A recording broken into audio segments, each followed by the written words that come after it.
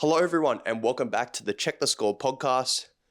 Long time since we've done a football podcast, but we're pretty much, 5 days out from the Premier League season starting? Is it 5 days? I thought it was sooner. Your Saturday morning. So, Wednesday, Thursday, Friday. 3 days, three and a half days. Yeah. Awesome. I'm so keen, as you might be. I forgot to talk to you about this off camera, but did we want to start with, obviously, the thing that kind of signals and preempts the Premier League season starting is the Community Shield. Can you tell me a little bit about that game from the perspective of a Liverpool fan? Like, obviously, Liverpool lost, but let's be real. We don't take a lot from a Community Shield. It's more like a glorified preseason game. We don't take a lot from the Community Shield match. Didn't seem like that in the group chat. Okay. I was going fishing for a bit of feedback from the boys. For context, our football group chat, it's half United fans, half Liverpool fans. So I'm going to go fishing to get a bit of heat from the boys that go for Liverpool. But can you give me a little bit of like what you saw as a Liverpool fan? Obviously, I was watching, but you're probably a bit more attentive than what I would have been. Yeah, the first half was so good. I can't lie, I was like, my God, we're looking good here. Second half, we stunk it up a bit, but I just think it was like, I think Slot didn't care that much about winning. So he took off Verts, he took off Ekatike, who were playing so well, clearly because he just wants them fit for the Premier League. Well, they were the two standouts. Yeah, and he took them both off, and then that was when it really collapsed. So I was kind of like, whatever. So I don't care that much about the second half. The first half was so good. Like, we played so well. Like, all the signings played well. I think in the pockets in midfield, I was like really impressed with like the positions that your midfielders were picking up. Like, well, Palace were playing a 5-man midfield, right? So they're playing deep, they're playing compact, and Verts and Szoboszlai were picking up pockets and like just finding and hitting the wing as well, spreading the ball. Like, I feel like from the signs that I saw with a lot of new players coming in and a lot of experienced heads leaving, like, it's pretty positive. Oh, it was awesome. And like, also that midfield, like, Jones had a pretty whatever game. Like, he didn't really show up much. Yeah, but to be fair, I think he's more of a support when you've got Szoboszlai and that is true, Verts. but McAllister and Gravenberch can also do that, and they're just better players. So I think the midfield can get even better. Yeah, which is crazy to think about. And I just want to say, shout out Mateta. That guy is so good. He actually is. And he's unbelievable. I remember in the preseason how much United fans were clowning like that we were linked with Mateta. And you know what? I'll put my hand up. I was one of them. And I'm like, please do not go get Jean-Philippe Mateta. He's all right. Like, look, but I feel like he comes across as he is a mid-table striker. Like, he's if he were to go and play for a City or a Chelsea or an Arsenal or a Liverpool, he wouldn't be as effective. No, but I don't know. Like, I think how many built times a system around him. Oh, for sure. But how many times did he find himself offside and he was so close on the last defender? Yeah. And he just knows the line to run as a striker. He's so strong. And Guehi also played so well. Yeah. I was gonna say we will be talking about Mark Guehi later. But yeah, Palace impressed me too. I thought they played really well. Yeah, they played solid. I think that midfield is strong. Adam Warden, I saw another. I keep saying it online every time he has a good performance. It's like, this guy's not English. Like, he's like, he should be Spanish or like something like that. Like, just the way his composure on the ball and like his defensive efforts and just what encompasses his game. Apparently, he's not very consistent though, which I can't really say because I don't watch every Crystal Palace. Yeah, game, but from what I hear, he's not. Yeah, he's up and down. I watched a bit of tape of him when United were linked with him for a while, but could I say I could give you a really good summary of Adam Warden? No, I'm just watching the highlights and I'm watching the few games here and there that I watch of Palace. Which he's always played well in the games I've watched, but yeah, I've heard he can kind of ghost. Yeah, well, I mean, I think, I totally agree with you. There was a few other standouts. I thought Ismail Assar getting in between the lines and getting in behind, I thought he was good. Obviously picked up a goal. Eberechi Eze linked with leaving as well, but he's another standout. I just think Palace, I don't think they have a lot of depth, but their best 11 is a good 11. Like, they've got strong. Like good players across the park. That Pedro Munoz is really good, the right back. Obviously Dean Henderson, good, like, solid Premier League goalkeeper. Like, just a good team across the park. How old is Pickford? I think he's early 30s. I saw a tweet the other day saying England #1 question mark. That's what I was kind of hinting at. That's kind of meaty, isn't it? Yeah, well, he's been, and then I saw a tweet reply saying, "Not this again," about England's most consistent performer over the last like 5 years. Yeah, I saw that as well. But it's like Pickford's getting on. That's Yeah, why I well, was like, let's be real. Like Dean Henderson's, I think he's on the right side of 20. yeah.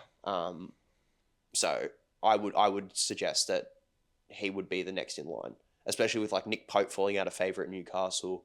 Obviously Aaron Ramsdale, let's be real, not getting a call up. So yeah, you probably do go Dean Henderson or James Trafford, unless you want to build. Oh yeah, probably. Yeah, okay. We'll see how Trafford does at City.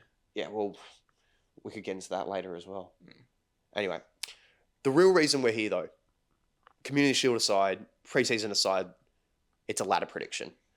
I've done these in the past. I don't think I've done it on the podcast officially for the last 2 years. I did one with Carlos a few years back, and I don't think I've done one since on the podcast. Okay. So we'll get into it. The way we're structuring it is we're going to do it in banks of 4. So we'll do bottom 4, obviously the 2 mid 4s, and then we'll do the European, like 8 to 4, or no, 8 to 5, and then top 4. So that way we get the top 4 ranking as a separate thing. Anyway, look, for me, I'll preface a few of these positions could slide up or down, maybe 1 or 2 positions depending on signings. But I'll let you know when we get into it, those teams. I actually had a real tough time with this ladder. Like I feel like there's a real gap in the competition between the top and the bottom teams this year, but that mid rung of teams are all so close, I think. Yeah, no, I 100% agree. All right. Do you want to go first for your 17 to 20? So you do your relegation 3, and then whoever survives relegation. Okay. All right. So I think coming last, 20 will be Burnley. I think 19th will be Sheffield. I think 18 will be Leeds, and I think 17th will be Wolves. Sheffield? You mean Sunderland? Oh, sorry. Yes, that is what I mean. Okay. So all the 3 promoted sides will be going back down. Yes. I know that's like a cop out, but like it is true. It is true, like because the golfing quality. It's really big, and like I was looking at the promoted sides, and like I was looking even the signings that they've made, and I'm just like not even impressed with the signings they've made. Sunderland. Yeah, like what Adingra, Lafay from France, and who else they get? They got Granit Xhaka. I think Xhaka is fine. I think Xhaka Mark Guiu from Chelsea. I think Xhaka is good. Okay, seriously, I am not convinced by any signings from Chelsea. I really like. Whoa, pause. Are you talking about signings leaving Chelsea? People buying players from Chelsea. Oh, okay, yeah, fair enough. And the reason I'm not convinced by it is because they have so many players not getting game time, so many players like not being like looked at by the coach, like so many like. There's no way those players are developing. So properly. you're saying Arsenal spending 50 on Madueke is like ridiculous? At least he was getting game time, but like because they just have so many players that are barely playing. So like if you're not even cutting the bench for the Chelsea side, you're like, what's going on? Yeah, like I'm just like I think they're bad signings. But to be honest with you, I think Sunderland's are the best. I think it's Leeds and Burnley that are stinking. Like I was looking at how many goals. So Burnley conceded like 16 goals last season in the Championship, something crazy, but they barely scored. Yeah, and I was having a look at so they obviously need to purchase attackers, and I was looking at the attackers they've bought, and I was like, they signed Amanda Broja, Chelsea once again. Yeah. Yes, that's the other one I saw, and I just was like, bro. Yeah, but he's been around. Like I feel like he's hop, skipped, and jumped across every promoted side or like good championship side, and just been okay. Like he's.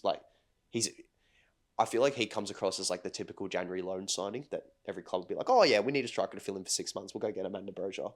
Like. Yeah. No, because he had that one really good season at Southampton.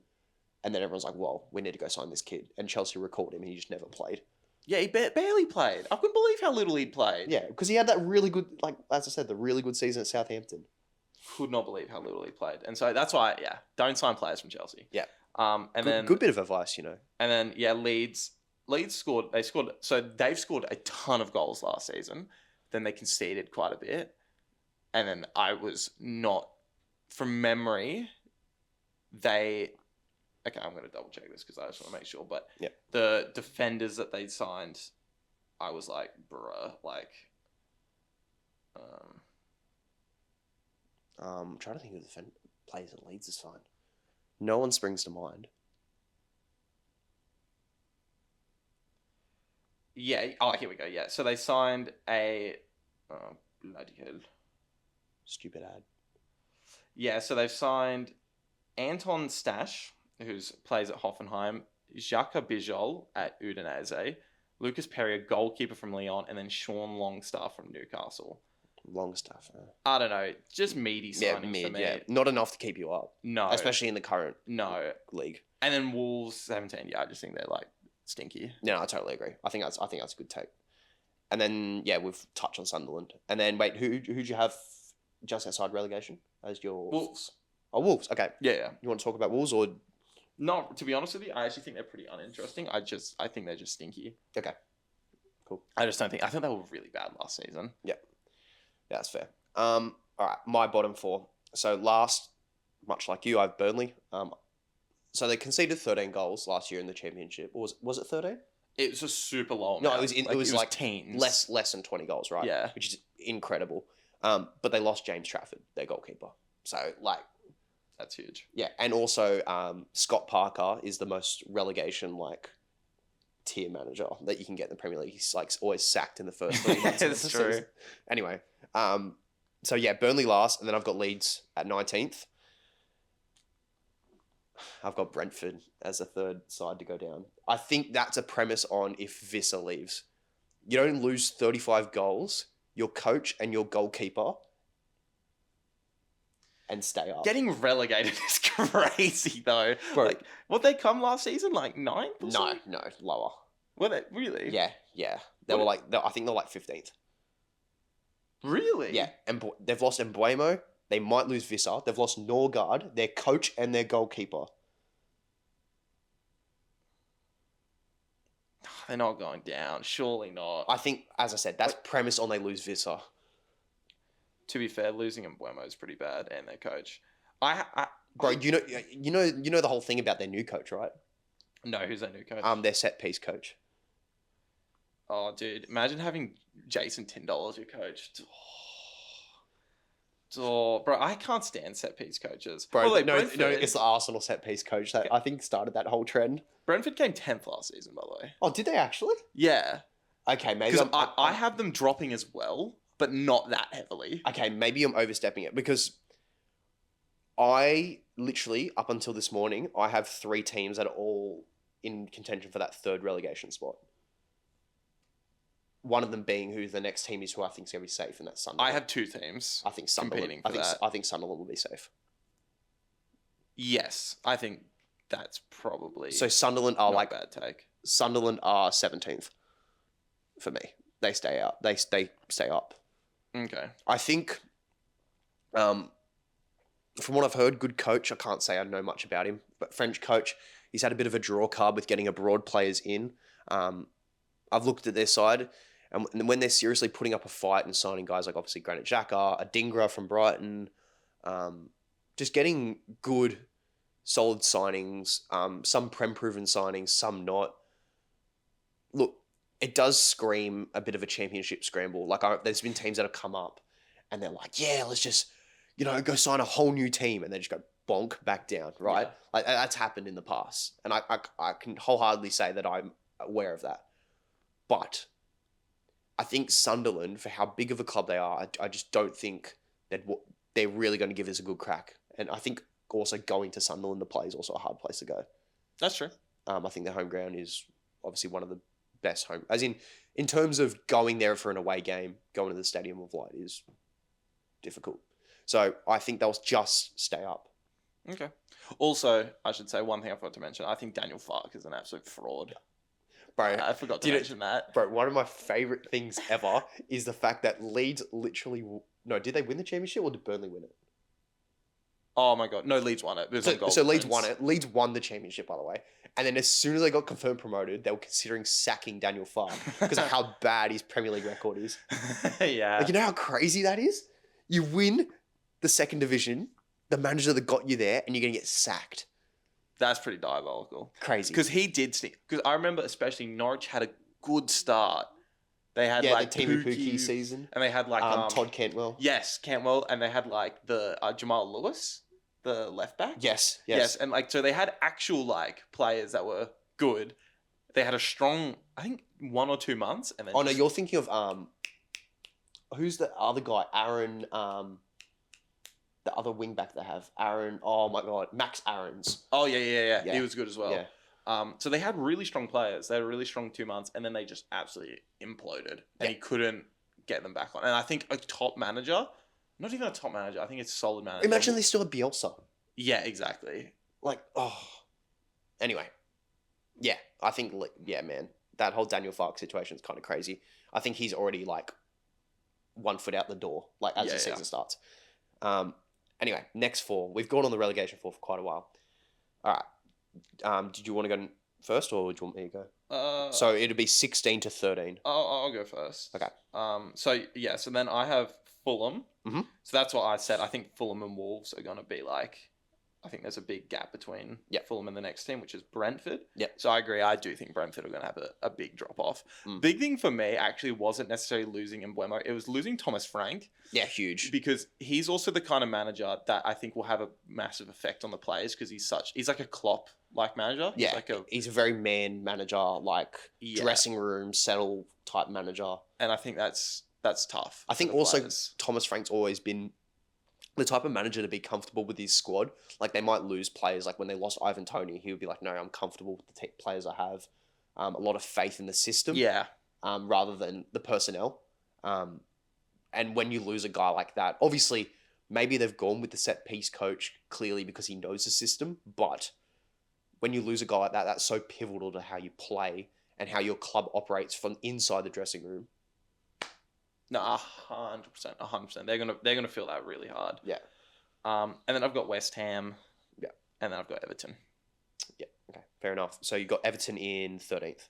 I actually don't have these numbered, so I think that is 13. Yeah. Okay. Yeah. Sweet. So my 16 is Wolves.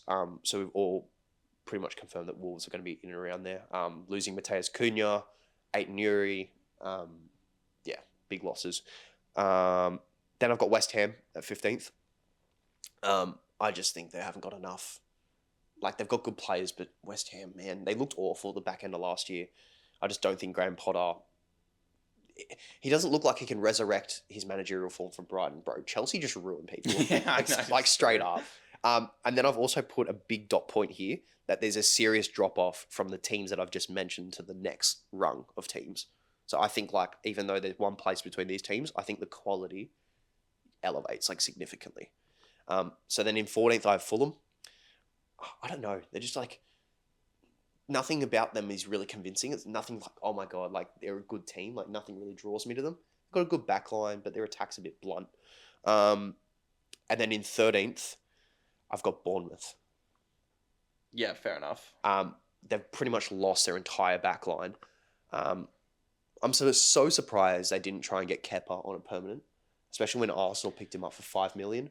He was so good for them last year. Like, so pivotal to how they played out the back.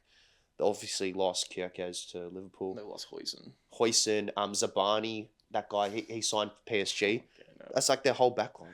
Yeah, that was a good backline as well. That's impressive. It is a good backline. I think Iriola, though, he's a really good manager. I really do rate him, especially when you're not a bad manager when you're borderline linked to Real Madrid before Xavi Alonso was available. Iriola was linked with, like, Spurs and Real Madrid. Like, you're not a bad manager if you're linked to those jobs. So yeah, I think they're in a world of trouble. They've got to pray that, like, Semenyo has, like, a nuts year pretty much to score tons of goals. I think Evan Nielsen, another year in the Premier League, he was really good last year for them. But they're not bringing in players. It's cool. You sell Zabani for 50 odd million. You sell Kierkegaard for what, 40, 50 million. Obviously you don't re-sign Kepa. You sell, or Dean Huijsen had like a 50 million release clause. You have 150 million there and you're not spending it on new defenders. That's the concerning factor. I agree. It's cooked. A lot of these teams are not they're not investing enough to Like when you're like when you're at an overperforming club like Bournemouth and stuff, like you have to like keep investing because you'll drop out so quickly. The best example of that, I think, is Villa. I think when Villa was selling off players to bigger clubs, like when Grealish left and etc., they'd scatter the funds and invest accordingly, and they'd also They also are now a big enough club to retain players. Yeah, and attract Exactly. So players. that's the you got to obviously stay above the books, but also you've got to invest accordingly in not only young, promising players you can develop, but talented players that you can bring in. You need to have a nice balance, and I feel like Bournemouth just don't have that. I 100% agree. And also, forgot to mention, with Fulham, they've spent like $600,000. That's crazy. Or something stupid. And like apparently 1.1 Muniz is 1 foot out the door as well, who's their like leading striker. So I don't know, going into a 38 game Premier League season with Raul Jimenez, that scares me. But did you see that? I can't. What team did bloody Nunez join? They're all the same to me. Yeah, they are. Mitrovic. They're paying out his contract for him to leave. Back to Fulham, Bro. the scenes. Because also he scored a ton of goals over there. That could be insane. That could be an insane comeback. He was Bro, so good there. For context, I have family in the UK, and my uncle on the other side of the family, he is a season ticket holder at Fulham, and he pretty much reckons that if Mitrovic didn't sign for Saudi, they would have built him a statue. Like, I'm not even joking. He said that to me with confidence when I was over there. Fair enough. Didn't he break the championship record, or what record? Yes, but I think Ivan Toney broke that after. Oh, hell. So, but yeah, like Mitrovic, Fulham legend, one of the best forwards that they've had, at least in recent memory. Shout out Mitrovic for real. Yeah, he's actually underrated baller. Anyway, anything else you want to say on those placements? No. Bournemouth, Fulham, West Ham. I went on about West Ham and Wolves. Yeah, okay. So yeah, mine's very similar. We'll talk about Everton later, I was going to say, because I've got Everton higher up. You mentioned. Oh, do you? Okay. Yeah, that's right. Yeah. Cool. So 12 to 9. Yeah, 12 to 9. And then 8 onwards is 12. I already know why he's laughing. 12 to 9. And then 8 onwards is obviously European spots. So all right, I shall do my 12 to 9. Oh, here we go. I have Bournemouth. Okay. So Bournemouth in the same realm. region. Yeah. Then I have Tottenham. I do expect Tottenham in 11th. I do expect Tottenham to do better than they did last season, of course. However, I still expect them to be not great. Underperforming. They came 17th. Yeah. Like, that is diabolical. Lost like 21 league games. That is diabolical. So, yes. Then I've got Manchester United. At 10th? Yeah. Nice. So that's Bournemouth, Tottenham. And then I've got Newcastle. Newcastle in 9th. Okay. Yeah. Do you want me to say my placements and then we'll talk about... Yeah, you say yours. So in 12th, I've got Everton. Okay. So... Oh, that's close. That's only 2 away from me. Oh, Yeah. 1 away from me. Yeah, well, you had him in 13th, I had him in Yeah. 12th, yeah. 11th, I've got Forest. Okay. 10th, I've got Palace. Okay. And then 9th, I've got Brighton. Okay, we've got some disagreements here. Okay, so why do you... So you think Tottenham and Man United are going to jump about 10 places? Yeah. Nah, no way. Yeah. I think you're underestimating how much effort and change is needed for you guys to play better. But I also think we have a lot less expectation, which is going to help us. Anyway. You're Man United. It's Manchester United we're talking about. Okay, I'll talk about Manchester United from my perspective then. We won't argue it. We'll argue it once you say your Manchester United placing. I won't butt in here. Okay. I'll let you just talk. I think Manchester United coming... Well, they end up coming. It was 15th, wasn't it? Yeah. And Tottenham are in this same realm of 17th. To put this in perspective for people, Liverpool were ridiculously stinky in the Premier League in the early 2010s, right into the mid 2010s. We had that good season with Suarez and stuff, but that was an absolute like unicorn of a year, right? We had Suarez pretty much in his prime, right? The lowest Liverpool have ever finished in the Premier League is 8th. Think about how stinky we were, and then think about how long it took Klopp to get us back into things. It took him years and years and years. So I just think Tottenham and United coming 17th and 15th, I think them finishing top half is good. Will be a solid performance. So that is why I still have them. What where I place have did you them. actually have in United again? Okay. I haven't numbered these. So what numbers did we just do? 9 to We did 12 to 9. 12 to 9. So I have and then I read out Bournemouth. So I have Bournemouth 12, Tottenham 11, United 10, Newcastle 9. So you have United bang middle. Yes. Okay. I think they'll play better. I think they have to. But for them to hit European football, like they so much needs to improve. Yeah. And I can't see that being possible. Unless, like I said, for Liverpool, when we were really crap and then we like started competing for the title very quickly, like we had to have prime Suarez. We had to have Sturridge playing out of his skin. Like it was a unicorn year. Yeah. And that's just not likely for United. Like who in that team is going to play on the level of Suarez? You know what I mean? So yeah. Okay. We'll get into it later. It's fine. And also, sorry, and I should say Newcastle United, you were so mudded. You're so mudded. It's insane how mudded Newcastle are. Dude, honestly, oh my God. Why did you guys not sell us Isak straight away? You guys are doofuses, especially because more news came out overnight. Yeah, I know. Bro, I've seen it all about him selling his house and like, wait, is that? Oh my God, he said oh, Jesus Christ. Journalist, Tosh. Oh my God. Yeah, no, because I read it. I'm like, huh? What? And then when you said the news overnight, I'm like, oh, maybe it was real. I'm like, maybe it was real. No, I was referring to the Howe thing, but also that Ornstein confirmed that Isak told Eddie Howe that he wanted to leave 2 weeks before the end of last season. Okay, yeah, they should have sold him. Yeah, like they 100% should have sold him and they would have gone to Ekitike, but now we're going to have both. They're idiots. Yeah. Well, they should have done it, and even if Liverpool went in for it, I think if they as soon as they realised Liverpool going in for Ekitike, they should have let him go, because then they might have had a chance at Sesko, but then when they realised that United had the money for Sesko, let's be real. I don't care if United are coming 10th and Newcastle are going to come above them. If you're a player and you've got Manchester United and Newcastle knocking on your door, who are you picking? Yeah, it's going to take a few years before that swings. Yeah, and Newcastle pay packet was bigger. Like, just everything about like Newcastle. The offering from Newcastle was way better than United. And Sesko still picked United. People also forget about like the players' lives. Like a player... Yeah. Or maybe I shouldn't say this. Actually, no, I'm going to say I don't think it's that offensive. A player is not going to want to live in Newcastle. Yeah, that's like fair. This is why like London clubs... I mean Manchester's not much better. Let's be real. It's better than Newcastle. But like, but I'm saying like, as someone who's been to Manchester and someone who is a Manchester United fan, I can see why London clubs have.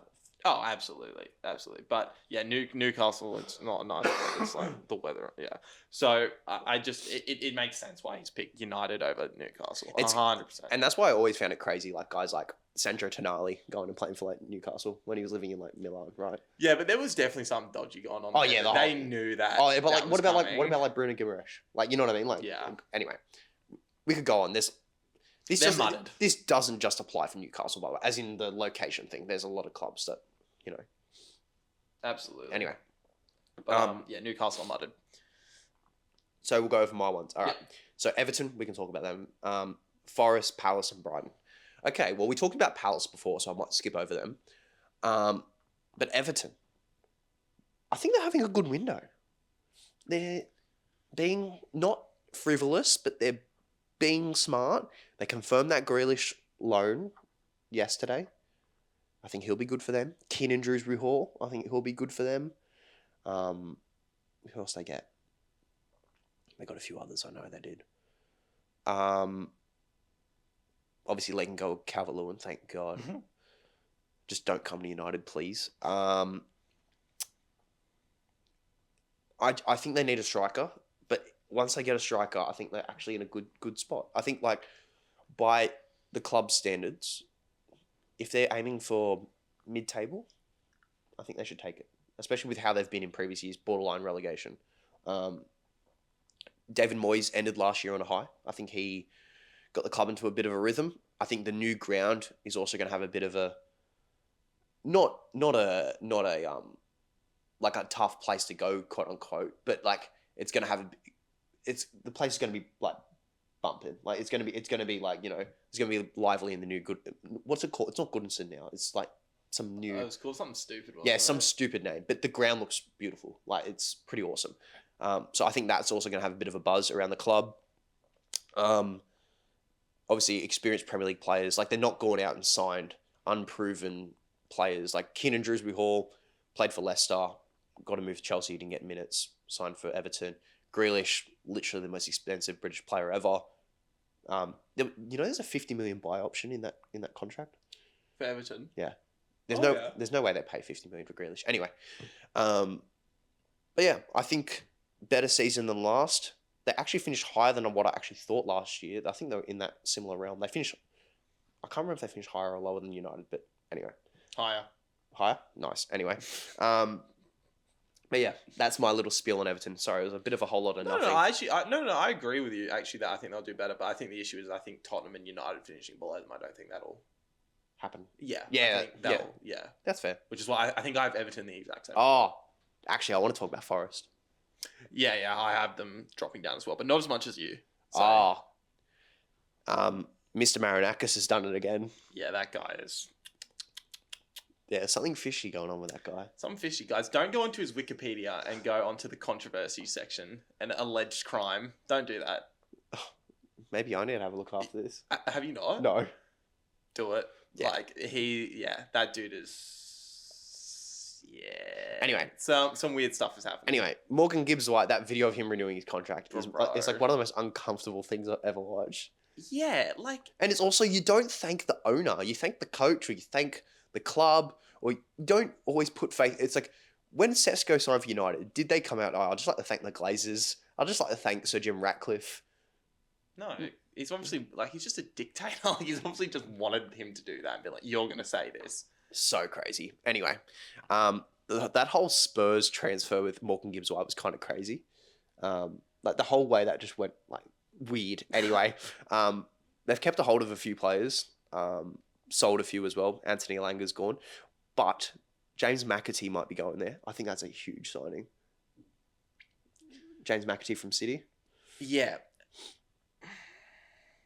I think it's fine. No, I think he's good. I I think think he's good. I think he's a good player. And I think when you're getting 55 million for Elanga and selling and getting him for like 20 or 30, good business. Anyway, kept a hold of their defense, or most of it at least. Like a lot of their players haven't left. They got European football next year, albeit very controversially, they got Europa League football. The whole thing about Conference League and Palace and Wait, why do you have them dropping league positions then? I have them dropping because of European football. Okay, so you think they won't be able to handle the schedule? No, Okay. I think squad depth and also I think other sides have improved too much. And also towards the back end of last year, they were dropping off significantly. Yeah, I was going to say the big reason I have them dropping off is I think they got figured out.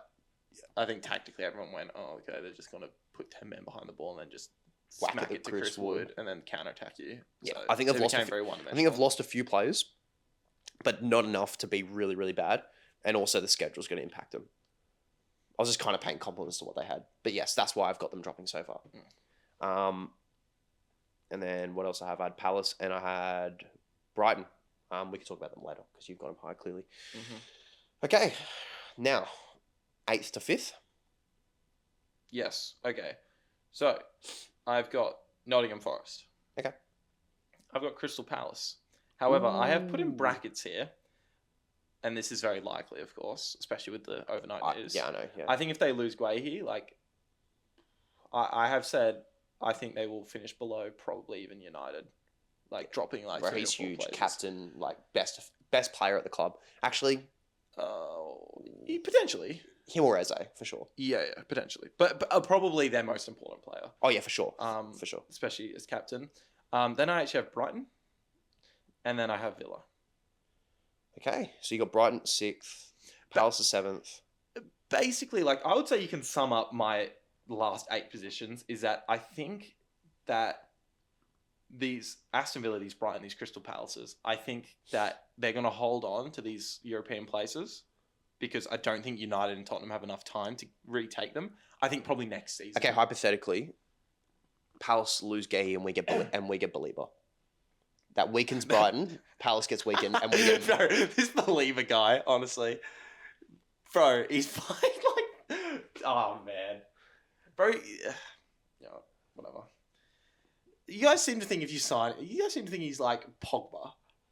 Bro, he's got a Pogba mold. I can't lie. I can't lie. He's got a Pogba mold. He could be Pogba. Anyway. Oh, he could be Pogba. Just like Garnacho could be the next Ronaldo. Hey. I never said that. And also... No, I never said that. What? Bro, don't misquote me. You probably said something like that, though. No. You definitely... Okay, I thought a 20-year-old at United's going to be arguably the best player of all time. No. Maybe not Ronaldo, but you definitely said to me something along the lines that you thought Garnacho was going to be like one of the best wingers in the world. Oh, I thought I definitely would have said he could grow into it. For sure. Yeah, bro. Get that guy out of my club. I actually hate him. What was I going to say? Far out. Lost my train of thought. But yeah, like, do you remember the whole time? I think it was just before Ollie got sacked. When I was going on about Alanga, like how like, oh my god, this kid's like really good. Look at him now. He's just got almost a £60 million move to a Champions League club. Like, you know what I mean? Champions League club. Sorry, that's... What he... I know it's true, but that's really funny to hear from a United fan. But that's my point, right? He's £60 million move to be a first teamer at a Champions League club. Like, you know what I mean? So people like you absolutely scorch my takes. I will continue to scorch your takes because this man thinks that Kobe Mainu would walk into Liverpool's midfield. That is diabolical. That is so diabolical. Okay, I said what I said. Let this be known. Yeah, actually, no. We'll. Are we doing hot takes? Yeah. Okay. We'll get to the hot takes. I then. said what I said. We'll okay, my 8 to 5. Okay, yeah. Okay, so 8 I've got Spurs. 7 I've got Newcastle because they're going to lose Isak and I think they're in big trouble. Oh, did you see that they might be going for Højlund? Yeah, I did see that. I literally saw this Newcastle fan blowing up, being like, the bloody journalists, they're just doing this to piss us off. They're just kicking us while we're down. This is not true. They're just trying to get clicks. I was like, yeah, that honestly could be true. Yeah. And then in...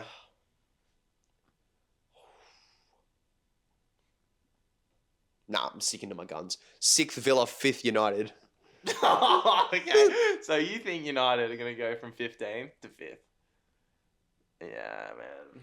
8. This guy doesn't know. Chelsea under Pochettino finished like...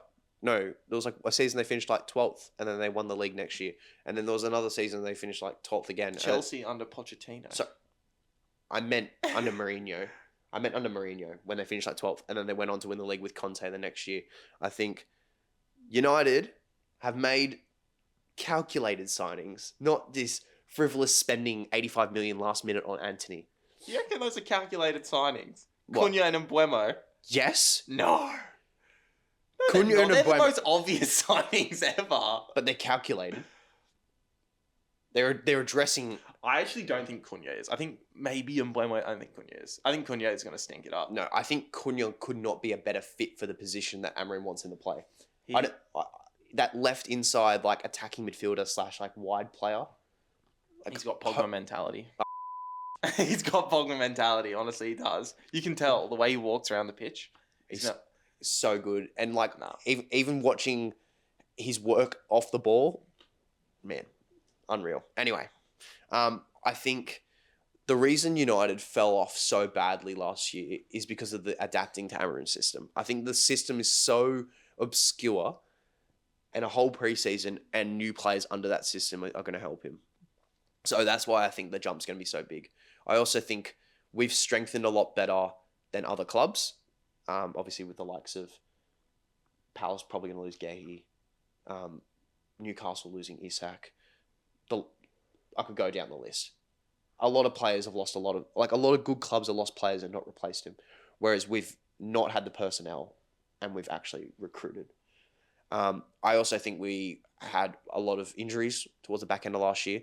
I think once Amorim is solid on his back three, I think we will start to click. I think a midfielder would be nice, and I think the 5th position is hopeful we do sign a midfielder. So all right, hypothetically, we don't get a midfielder before the transfer window ends. I could see us dropping quite easily to probably eighth, anywhere between fifth and eighth. But I don't think we go below top half. Like, no way. And if it is, it's a miserable year. I think our schedule being reduced is also going to help us. Not having European football to worry about and having a 38 game season and just cup competitions. Maybe a cup set for United. Who knows? But yeah, that's my piece. Yeah. Look, to be honest with you, as a Man United fan, I think you have to have some delusions. Because if you didn't, I think you'd want to you wouldn't want to watch the next season. Yeah, well, we're coming for the top teams, mate. Oh, We're coming for you. Yeah. I also think I'd love a goalkeeper for the end of the window as well, but if not, I don't think it's like the absolute end of the world. I think a midfielder is more paramount than a goalkeeper for us. You reckon? Yeah, for sure. Why is that? I think Like a starting midfielder, you were saying? So I'm just interested because I thought Kobe Mainu was like. Yeah, I think the midfield two will be Mainu and Belieber. Oh, Belieber. If I could have a midfield two, it would be them two, and then I'd have Bruno, Cunha, and Mbuemo fighting for the front three. Okay. That's what I'd have, and then Ahmad at right wing back.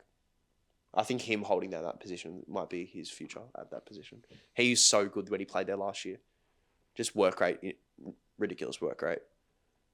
Like, I would actually say he's probably a more attacking minded version of Frimpong. Like, in terms of work rate up and down that right hand side. He's more attacking than Frimpong. Yes. Well, he's naturally a winger, like a proper winger.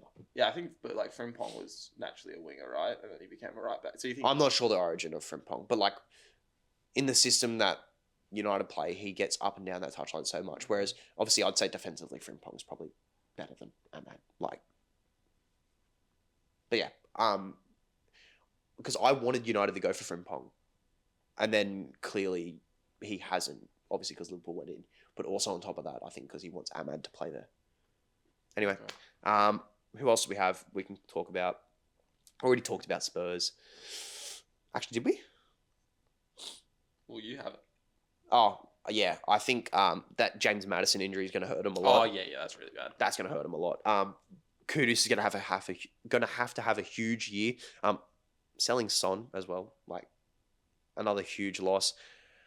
I think good midfield. That team's got a lot of midfield depth, like Basuma, Pape Sarr, Bergval, like as in defensive midfield depth. But creativity and going forward, when you've got guys like Brennan Johnson and Richarlison you're relying on, I'm not sure you can crack Richarlison. crack a top six like that. Richarlison. At least right now. Solanke's good. I think he might be a good player under Thomas Frank. What else they got? I just think their defenses, it's just all right. Like Romero and Van de Ven's good. He's a good defender. Yeah, Van de Ven's right. He's really good. But then like Porro and Udogie, like, yeah, they're all right. I don't like your doggy. But yeah, anyway, what I'm saying is, yeah, I just don't think they have the squad to go further than that. Fair. Was there anyone else you want to talk about?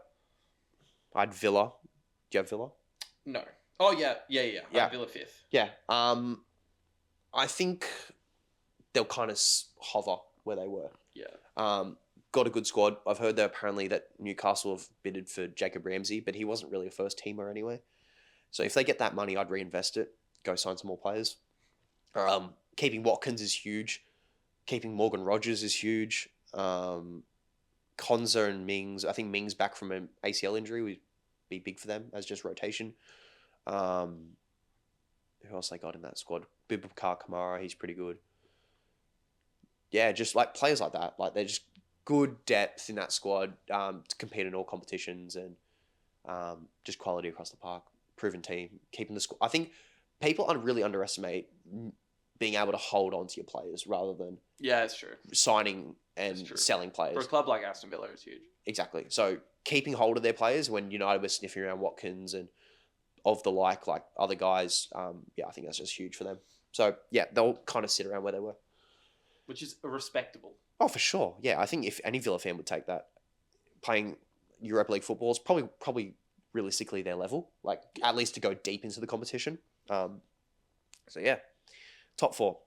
No surprises. The teams we have in the top four. I think the gap from the top four to the rest is going to be pretty big as well.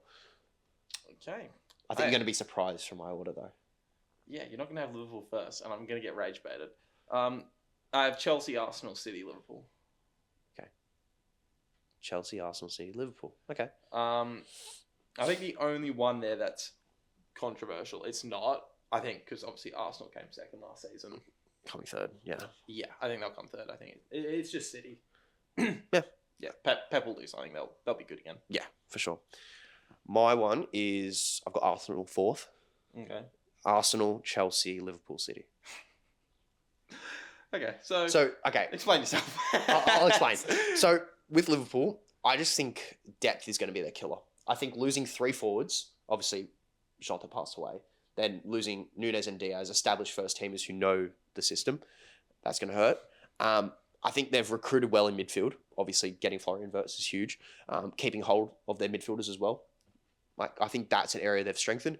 But their defensive depth is what scares me. Watching that game against Palace on the weekend and how prone they were on that right or left-hand side was really scary. Especially against a right-hand side that's like strong, but it's not like it's no City, it's no Chelsea, it's no Arsenal, right?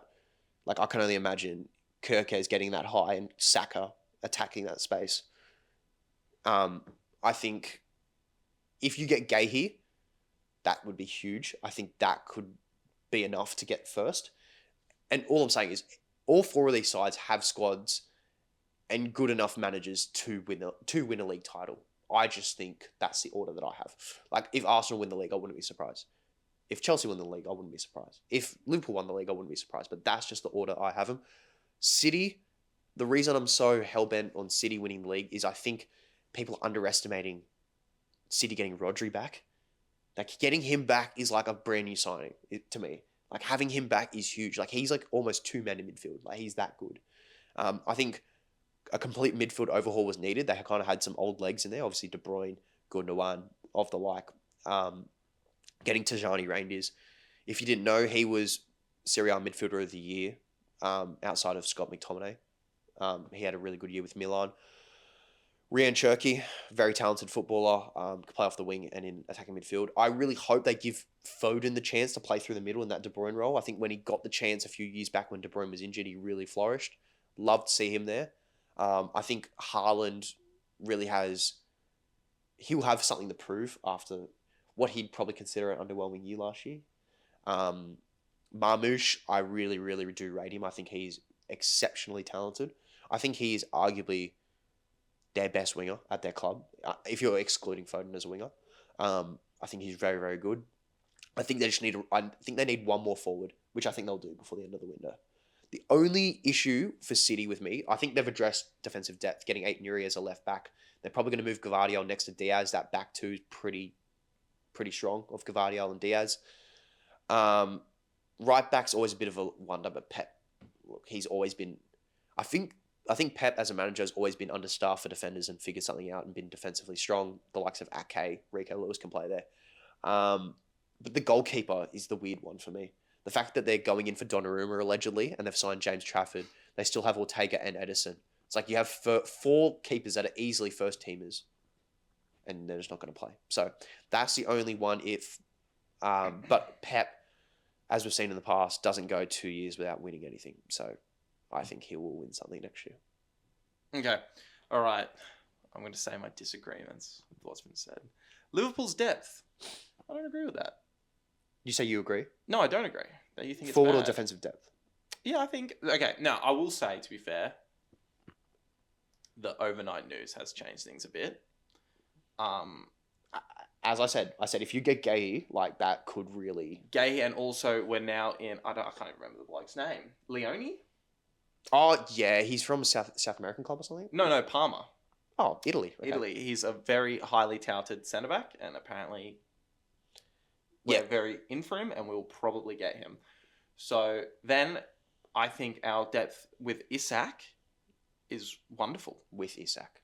But I think we'll get Isak. With Isak. That's the hypothetical. If you get Isak and you get Gate, yeah, it's done. Like, it's like, I think if you get those two, it's done. Like, yeah, wrap it up. Liverpool won. Which we probably will. But if you don't. But even if we don't, I think the depth is pretty solid. I think. Okay, who are you playing? Who are you playing through the middle if Ekatike gets injured? Or Gakpo? And then who are you going to play off the left? So, one injury to that front line and that team scrambles. No, because last season, Slot was very happy to play Diaz as striker, and he actually did quite well. He scored a hat-trick against Leverkusen.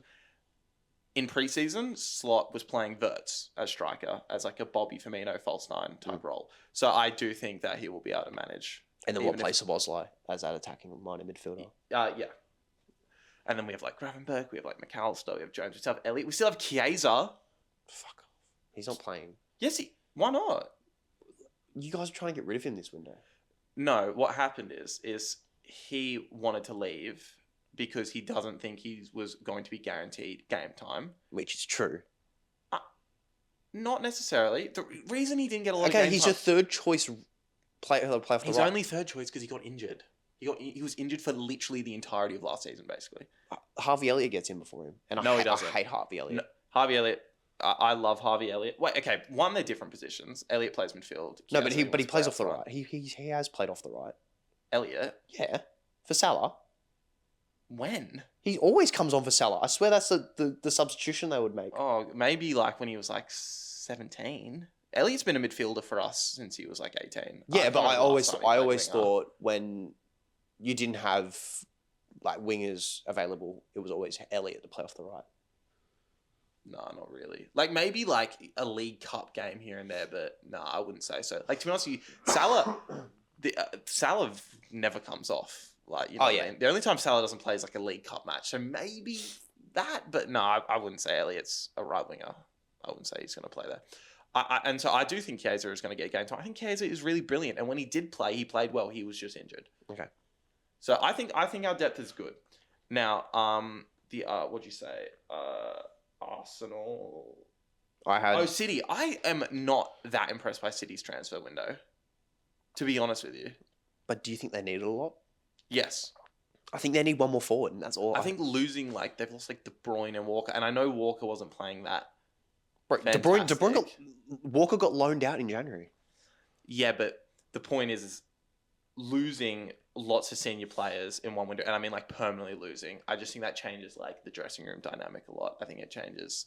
They've still got senior players. They've got Diaz and Rodri and like guys like that. Like they've got enough solid heads through the middle. I don't think they do.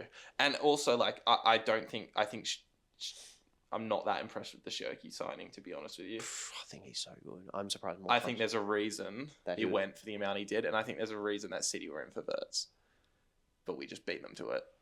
You know what I mean? So, because remember, Liverpool were in for Shirky as well. We ended up Slot met with him, but out of respect, but we wanted Wirtz. Both teams wanted Wirtz. So, I don't know. I'm just not that impressed, and I think they were nowhere near the level that they were last season. So I think it's going to take more. Yeah, that's for fair. them to win the league. Like as I said, I think there's grounds to make an argument that any team can win the league. No, Liverpool are winning the league. Yeah. Also, I am going to go back on my words so much saying this, but why is it that I'm not sold on this Gyökeres signing? Why am I not sold on it? I'm not saying anything, bro, because I think you're going to eat humble 5 if you're not careful. So I think I could eat humble. Yeah. But like, I kind of agree. I don't know. Like, I just think, bro, when United were like linked with it, we're like, oh my god, this is it. I'm like, this is 30 goals a season. I'm like, here we go. And then Arsenal get him, and I'll watch a few preseason clips, and I'm like, he's got 100 goals in 2 seasons. I think we're just stupid. Yeah. You don't score 100 goals in 2 seasons. I know it's the Portuguese league, but you don't do that unless. Yeah. Also a hat trick against City in the Champions League. Yeah, like, 2 penalties, right? That one was. Was it? Yeah. Was it a penalty and a tap in or something? No, one was like around the keeper type thing. Anyway. Yeah, that was a fraudulent hat trick though. I do remember thinking like, eh. Anyway. But I don't know. Yeah, I agree with you, but I think maybe we just hate Arsenal. Yeah, I hate Arsenal so much. I hate Arsenal. Seriously, I hate Arsenal. Like, I genuinely... I hate them more than United at the moment. This is crazy. I wouldn't say I hate him more than Liverpool, but I'd say I hate him more than City. Bro, Arsenal actually just piss me off. It's their fan base. It's a fan base. It's the fan base, bro. It's probably the fans. It's the fans. Oh my god, it's so annoying. I literally cannot stand them. Every time, like, dude, they've done squat all in the last 4. Like, honestly, they've won nothing. Bro, I love the tweets about Oliver Glasser's trophy cabinet compared to Literally, like, Crystal Palace matched his legacy in one season. One season. And I also, by the way, whilst we're talking about Oliver Glasner, bro, he's so good. I think he's such a good tactical manager. Like, yeah, he's good. Incredible. He really gets the best out of his players. Anyway, yeah, Arsenal. Bro, have you seen Kai Havertz's physique pre-season? Bro, that guy's wham. Yeah, he was jacked. And he's quick too. I did say that, but I'm not getting convinced by him. Yeah, no, yeah, he is a bit pony. He's kind of got like a Darwin Núñez like kind of like chip to him. Yeah, no. Where it's like, oh, you can be good. I know you can be good, but you just are stupid. I just also think he doesn't know his best position. Like, he doesn't know. Yeah, true. Like, when Arsenal signed him, he was brought in to replace Xhaka as that left midfielder that kind of got a bit higher. And then by the end of the season, Jesus was out of the picture and he was playing number 9. Like, it's like, but you weren't brought in to be a number 9. But then Arsenal fans will tell you, like, no, he's actually Arteta ball. I saw this tweet which killed me. It was just, Arsenal fans are always explaining something. And I'm like, that is so true. Like, you'll be like, Salah's better than Saka because he's got 50 bajillion more goals and he's just a better player. And they'll be like, nah, so you don't understand that. Arteta tactics, they actually don't need Saka to score goals. And it's just like, dude, just stop talking, man. No, it's so awful. And what was the other thing I saw about Arsenal fans? Can't remember. Oh, it's the invincible 11 compared to the current 11. Did you see that tweet? How many made it in? Oh, there was no. It wasn't like a combined 11. It was like it was like comparing the players. It was like, see, we're actually not that far off. It's like, okay, that is crazy. There wouldn't be a single player that makes it that invincible soon. Maybe Saka over Ljungberg. Yeah, that's probably it. I guess you might have.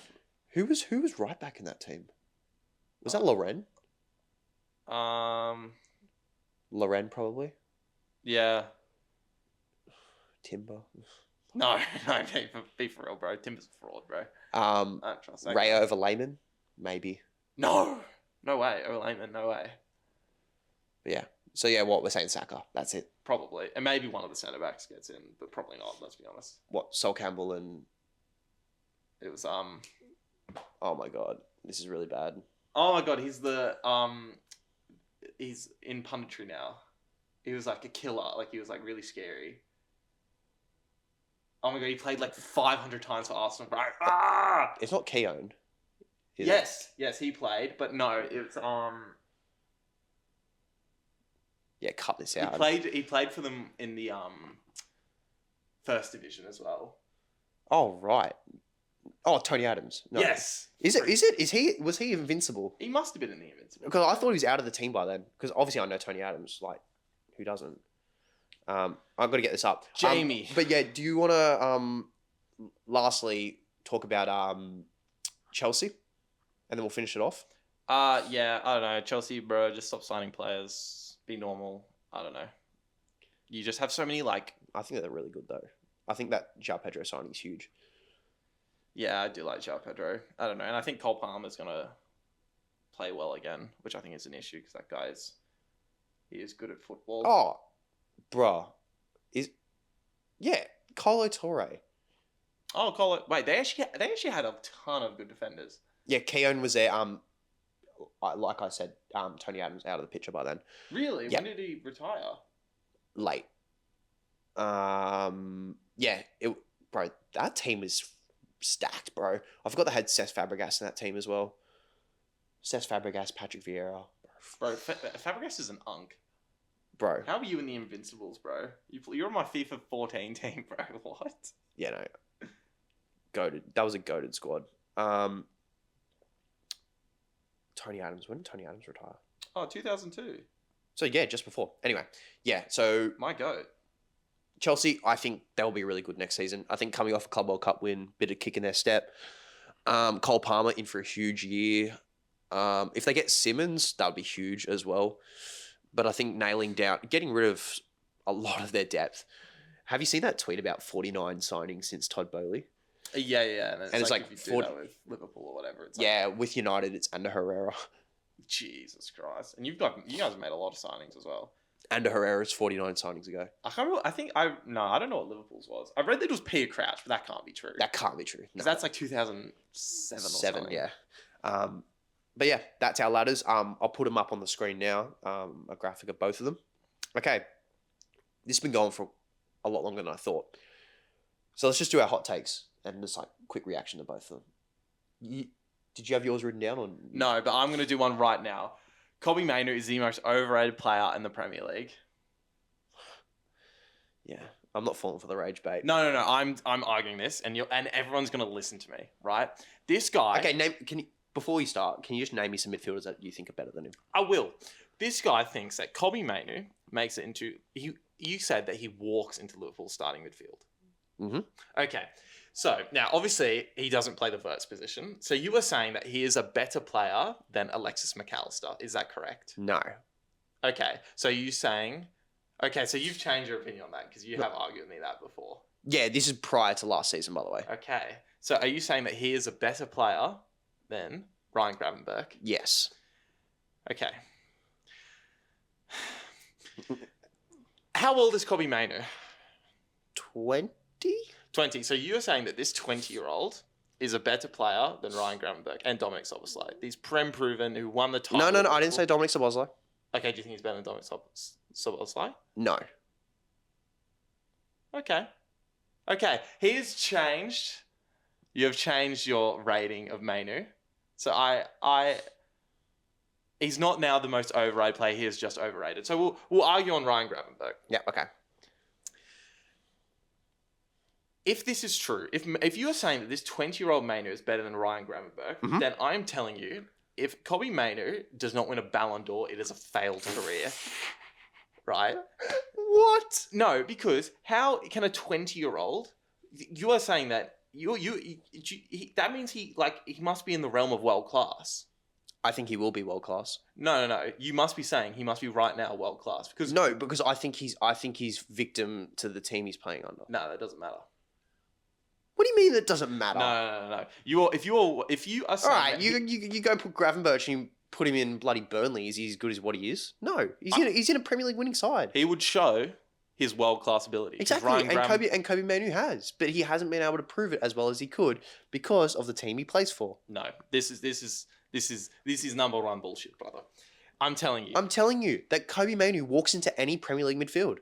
He does not walk into Liverpool. Name me a team. He walks into their midfield. He does not walk into Liverpool's. Yes, he does. No, he does. Yes, he does. He does not. Yes, he does. Bro, he starts over Gravenberch. Dude, if you are 20 years old and you're saying you're better than Gravenberch, who just had a world class season, I'm actually going to double. I think he is 20. He could be 21, but even if he's 21, if you are 20 years old, and you're one of the absolute, that means he has to be a world class midfielder. 20. That means he has to be an absolute world class. He is. He's at 20 years old. If he doesn't win a Ballon d'Or, okay. So if that is your decree of his skill at his age, if he doesn't win a Ballon d'Or, it's a failed career. There's no way. No, it has to be because how can you be that good at that age? I think he has. I think he has world class skill, but he's victim to the team he plays for. He's a victim to the team. No. I think he walks into any Premier League midfield. Any Premier League. He doesn't walk into Liverpool's. Yes, he does. Liverpool's midfield. No, he doesn't. He doesn't. He's not on that level. He does. I'm telling you, if he doesn't win a Ballon d'Or, bro, it's a failed career. It's like Rooney. Not as good as Rooney, obviously a little bit. No. Rooney's arguably United's best player ever. Arguably. Anyway. No, but the point is like being that good at that young, like people say that Rooney. Yeah, that's fair. That's fair. So no, I'm the biggest Mainoo hater. No. And I think Mainoo's good. I like Mainoo. I think he's a good player. He just is not that good. He's so good. Anyway. Okay, no Liverpool player will win the Golden Boot even if Isak signs. Like this year. Like, how confident are you on that? Pretty confident. I think the goals are too spread if he signs. I think Salah will be fine. Salah, he scored. I think the Haalands. I think, bro, controversial. I think that this João Pedro signing could be the real deal. Nah. João Pedro, nah, no way. He's not someone that's going to score. I think loads the and loads of only goals. issue for him is rotation risk with Delap. Yeah, and also he's like a strong, like, I don't know. To me, he's not. He's someone that'll get like assists a lot of. Like, Anyway, I just think the play. Liverpool goals are too spread with the forward. If you get Isak, the forward But I just think Salah was like very clearly our top scorer even Yeah, that's during the Mane Firmino era. Yeah, that's fair. But He scored 29 in Firmino, the right? league. Like you've got proper Mane. You got proper strikers now though. I think Gakpo is a direct winger. I think Ekatike, Isak, Salah, like these are all goal scoring forwards. So I think it's too spread. I don't think that's a bad take, but I don't agree. Okay. Between now and Christmas, no managers will get sacked.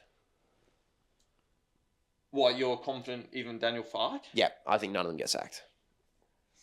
I think if they want to stay up, you don't sack your manager that early.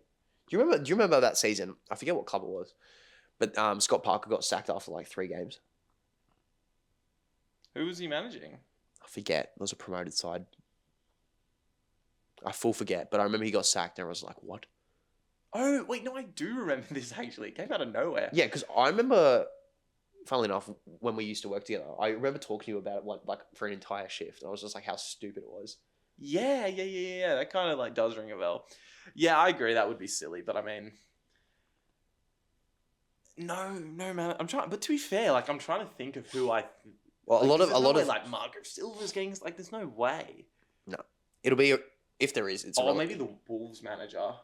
But they brought him in last year. They sacked Gary O'Neill and they brought this guy in. But I could see them having like a super calamitous start. Yeah, that. If there's a team that look, it could, but it's a hot take. But I agree. It's a hot take. No, I agree. Like having to think about it, I can't. Okay, actually, think of someone. The next one we've argued about previously. Okay. Like a wild exchange of DMs. Mateus Cunha will finish with more goal involvements than Florian Wirtz next year. Like, just whatever. Come on. Whatever, bro. I'm telling you. Florian Wirtz, it could be literally the best player in the entire league, bro. And this man will tell me that like Cunha's gonna be a better player.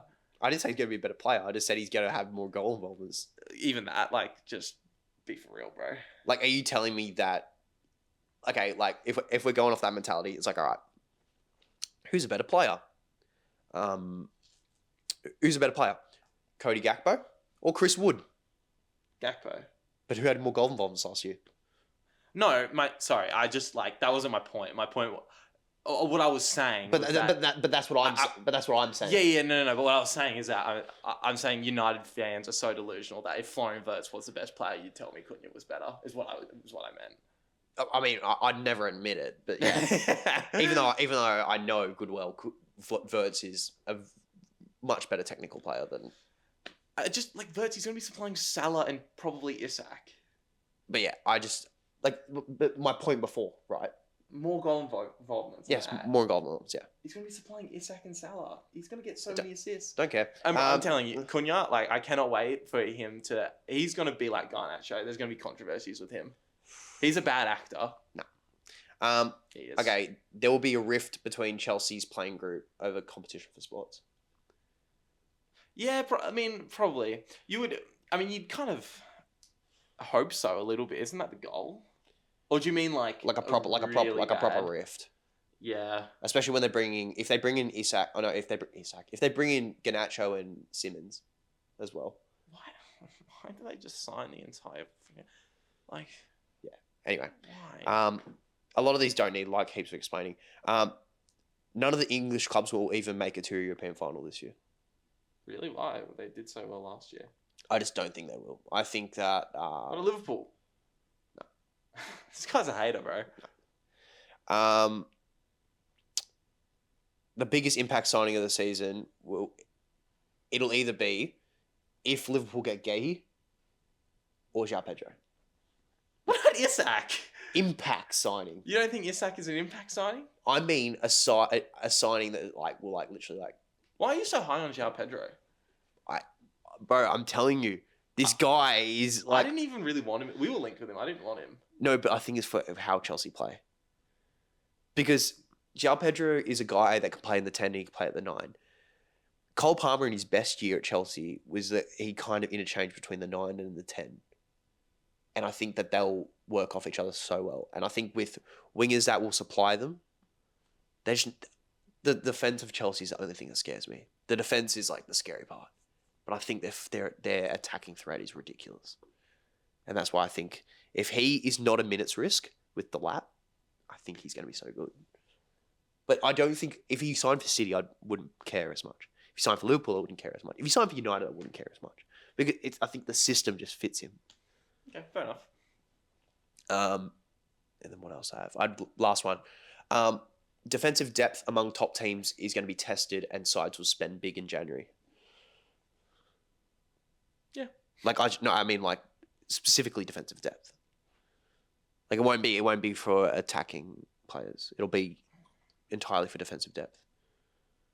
The only club that I don't think will be threatened by this is Arsenal because they've got so many defenders. It's not funny. Oh yeah, how many left backs do they have now? But no, how about centre backs, bro? Calafiori, Timber, Gabriel, Saliba. Yeah. Lewis Skelly's Arteta. good. He's actually a proper left back. I'm slightly suspicious of Skelly. I'm going to be honest with you. Fair enough. Do you want to explain? No, I just I don't know. I haven't really thought about it. He's a little bit too raw. I think. Yeah.